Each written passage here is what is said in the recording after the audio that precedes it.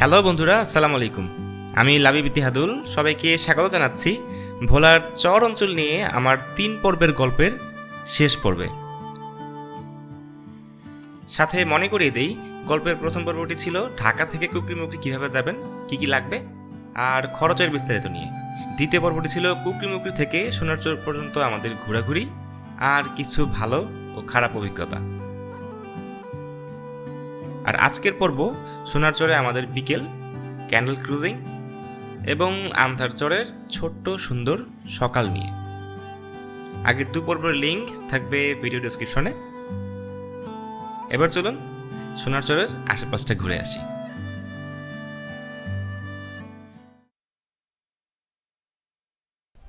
এই মুহূর্তে আমি আছি হচ্ছে সোনারচরে, আর সমুদ্রের একেবারে পাড়ে, বিচের পাড়ে ক্যাম্প সাইট। এটা বড় হচ্ছে আমার, আর এই যে সমুদ্র, সমুদ্রের আওয়াজ শোনা যেতেছে হয়তো বা। এই পাশে হচ্ছে আমার ফ্রেন্ডরা, আমাদের ক্যাম্প সাইট আজকে 2টা, যেহেতু আমাদের 10টা তাবু, এখানে আমরা 5-6 জন আছি, আর ওই পাশে হচ্ছে 5-6টা। তো সবাই খাইতে গেছে, এই জায়গাটা ফাঁকা। এই ফাঁকা টাইমে আমি চিন্তা করলাম যে একটু দেখাই সবাইকে তাঁবুর ভিতর সাইডটা দেখায় আজকে। অন্য সময় তো তাঁবুর ভিতরের সাইড দেখানো হয় না। এটা হচ্ছে আমার তাঁবুর ভিতরের সাইড।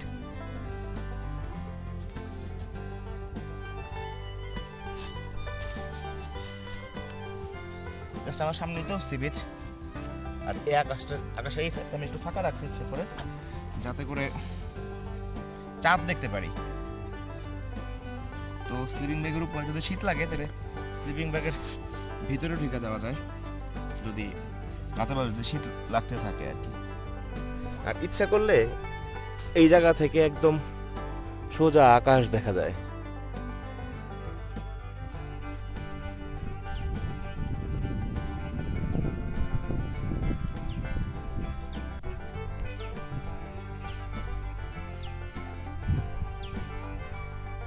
আমরা এখন আছি হচ্ছে সোনারচরে। সোনারচরের একটা সাইডে, যে সাইডে একটু সমুদ্রের মতো, গুগল ম্যাপসে যে জায়গাটা সি বিচ দেখা যায় আর কি, ওই জায়গাটায় আমরা বসে আছি। জোয়ারের সময় সম্পূর্ণ সি বিচের মতো হয়ে যায়। এখানে আমরা গোসল করছি, দৌড়াদৌড়ি করছি, দাবাদাবি করছি, বল খেলছি, এবং এটসেট্রা যা যা আরও রিক্রিয়েশনাল অ্যাক্টিভিটিস আছে সবই করছি। আর এখন বিকাল টাইম, ঘড়িতে বাজে হচ্ছে 5:00, 5:30। আর এই টাইমে আমরা এই জায়গাটার সানসেটটা দেখা যাবে না। এই জায়গা থেকে সানসেটটা হয় হচ্ছে অপোজিটে, আমার ঠিক অপোজিটে। ও আচ্ছা, আরেকটা জিনিস, এখানে কোনো টয়লেট নাই। টয়লেটের চিন্তা বাদ দিয়ে আসতে হবে যদি কেউ আসে আর কি। আর প্রচুর বিড়ি নিয়ে আসতে হবে, কারণ কোনো সিগারেটের দোকান দূরে থাকে, চায়ের দোকান নেই।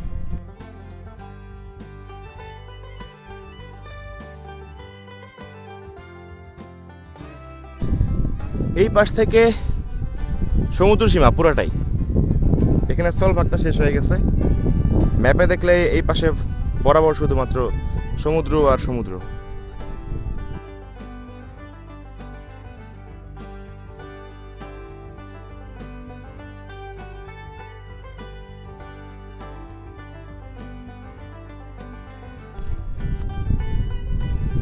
ছোট্ট ছোট্ট কাঁকড়া, কি যে কিউট লাগে।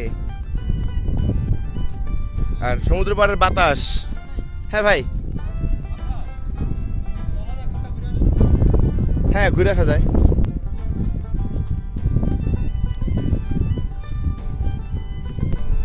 এক্স্যাক্টলি কুয়াকাটার নেবুর চরের মতো দেখতে এই জায়গাটা।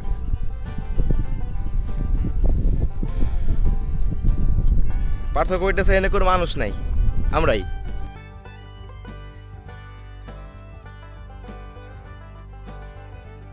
সৈকতে ঘুরতে ঘুরতেই সিদ্ধান্ত হয় ট্রলারে ঘুরতে যাওয়ার বা ক্যানেল ক্রুজিংয়ে যাওয়ার।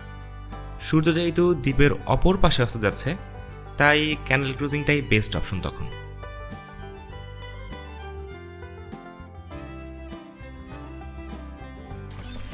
আমরা যাচ্ছি এখন ক্যানেল ক্রুজিংয়ে। এই ট্রলার নিয়ে আমরা এই জংলা বা চরগুলার ভিতর দিয়ে দিয়ে একটু ঘুরবো। এটা হচ্ছে আমাদের ঠিক এই মুহূর্তের প্ল্যান। আর চারপাশে দেখতে একদম এক্স্যাক্ট সুন্দরবনের মতো লাগতেছে।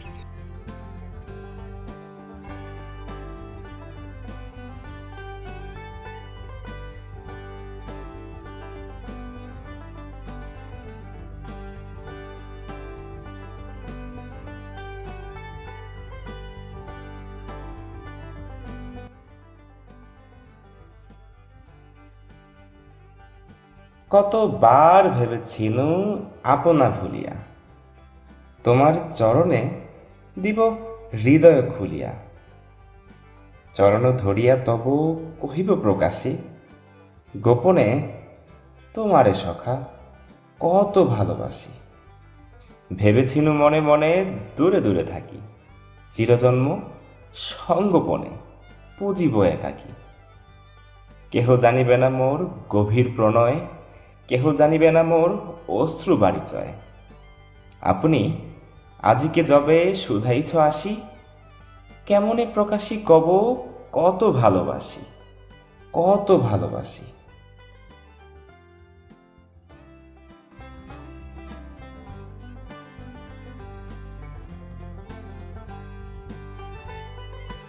খুব ধীর গতিতে চলা নৌকা, শীতল নাতিশীতোষ্ণ বাতাস, চারিদিকে হাজারো পাখির নিরে ফেরার কিচিরমিচির আনন্দ, আর ধূসর নীল আকাশে সূর্যের রক্তিম সোনালি রশ্মি যেন বারবার স্মৃতির পাতায় বন্দী হওয়ার আহ্বান জানাচ্ছিল। কে জানতো এই আনন্দ ঘন সোনালি মুহূর্তের পরেই আছে একটা তীব্র বিষাদময় অভিজ্ঞতা।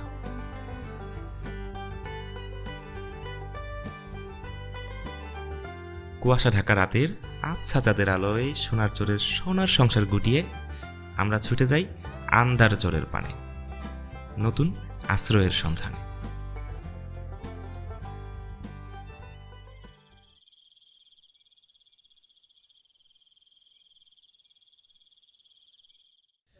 সুপ্রভাত আন্দারচর। এই মুহূর্তে আমরা আছি হচ্ছে আন্দারচর। আমরা যদিও সোনার চরে ছিলাম রাতের বেলা, কিন্তু সন্ধ্যার পরই কিছু ফরেস্ট অফিসার আসে এই সোনার চরে।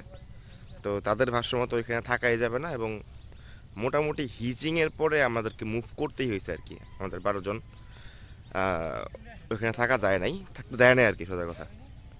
তো তারপরে আমরা চলে আসছি হচ্ছে আন্দারচরে। 1-1.5 ঘন্টার মতো লাগছে নৌকায় আসতে, আর এখানে আবার পুনরায় তাঁবু করতে হয়েছে। আর রাতের বেলা ব্যাপক চাঁদনি ছিল, সেই লেভেলের একটা ফিল ছিল এখানে। ওই যে চাঁদটা এখনো পর্যন্ত আছে, আর চাঁদের উল্টা পাশে সূর্য উঠতেছে মাত্র।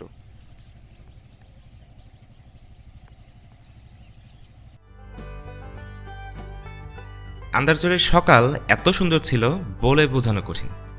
হালকা কুয়াশা, কিন্তু শীত নেই। এক পাশে চাঁদ বিদায় নিচ্ছে, অপর পাশে সদ্য আগত সূর্য। পাখির কিচিরমিচির ছাপিয়ে স্থানীয় মোরগেরা তাদের অস্তিত্ব জানান দিচ্ছিল বারবার। গতদিনের সব ক্লান্তি হতাশা নিমেষেই শেষ, আলহামদুলিল্লাহ। খুব অদূরে আমার সামান্য সামনে পাখির ঝাঁক দেখতেছি।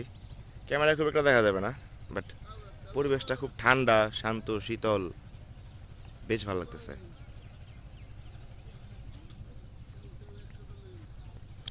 ওই পাশে হচ্ছে তরমুজ ক্ষেত, কুয়াশা যেগুলো দেখা দিতেছে।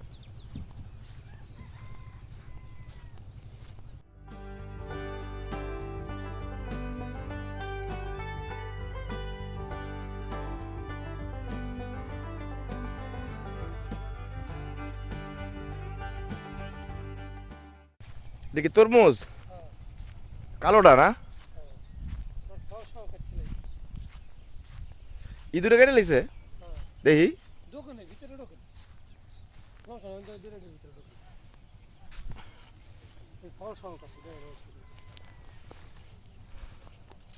এহে নষ্ট করে দিল আর কি জিনিসটা।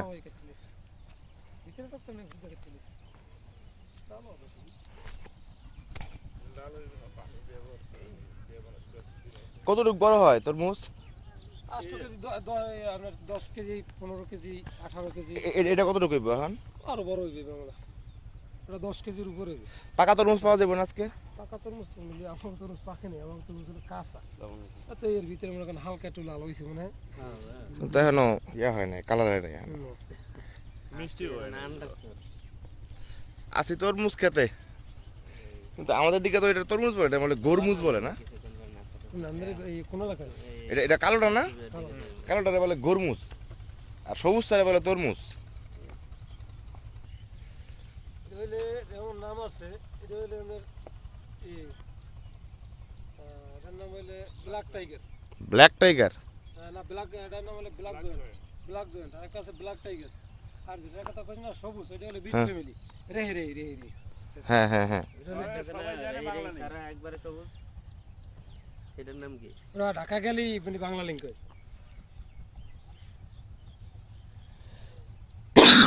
যাক, সূর্যটা উঠতেছে, খুব সুন্দর লাগতেছে। হ্যাঁ,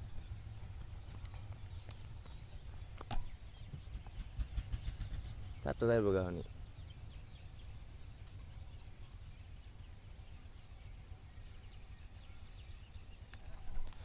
যাক, আমরা কই নাস্তা করবো কোনো ফিক্স হয় নাই, হয় পরোটা টরোটা হইতে পারে, নাইলে রান্না হবে।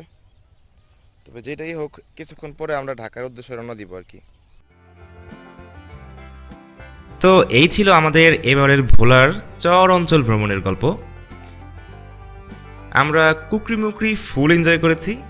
সোনার চর ঘুরে দেখা হয়েছে কিন্তু থাকা হয়নি। আমদার চরে থাকা হয়েছে কিন্তু ঘুরে দেখা হয়নি। দ্বীপ জেলা ভোলায় এটা ছিল আমার দ্বিতীয় ট্রিপ। আল্লাহ চাইলে আবারও যাব, যা বাকি আছে সেটা দেখে এসে গল্প শোনাবো আপনাদের।